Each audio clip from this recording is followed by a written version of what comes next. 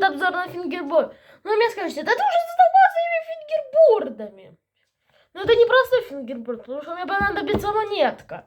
Кстати, смотрите, какие у меня сейчас есть фингерборды. О, из нового набора моего. Вот отсюда. Дайте-ка сначала я покажу такой... Дайте-ка я сначала покажу вам бард-слайд. И будем начинать. Короче, это фингерборд тейчдек. Ну, вы мне скажете, что интересно в этих тейчдеках? Это тейчдек какой-то... Мне кажется, что это старый тейчдек. Пожалуйста, напишите в комментариях, новый это тейчдек, либо же это старый.